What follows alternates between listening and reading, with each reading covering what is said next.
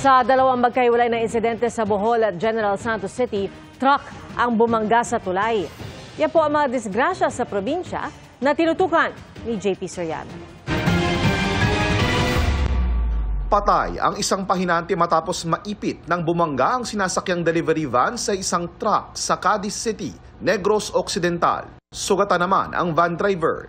Ayon sa pulisya, biglang tumawid sa kalsada ang isang kalabaw at nasagasaan ng van. Dumiretso ang van sa kabilang lane at bumangga sa kasalubong na truck. Namatay din ang kalabaw.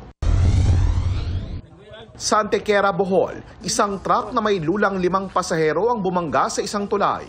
Ayon sa pulisya, maghahatid ng Bermuda Grass ang truck nang mawalan umano ng kontrol sa preno ang driver kaya bumangga sa Dorol Bridge. Dead on arrival sa ospital ang isang pasahero habang ang iba ay patuloy na ginagamot sa ospital.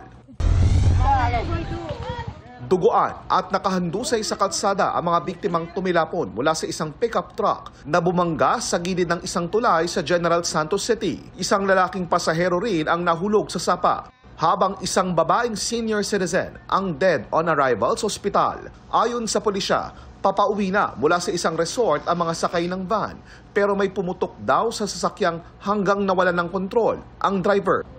Tinitingnan din ng pulisya ang anggulong overloading.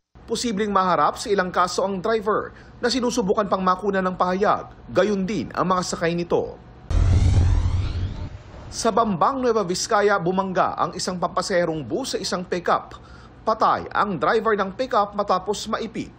Ayon sa pulisya, nag-overtake ang bus sa isa pang sasakyan kaya sumalpok sa pickup na nasa kabilang linya. Nakikipag-ugnayan na raw ang kumpanya ng bus sa pamilya ng biktima na wala pang pahayag.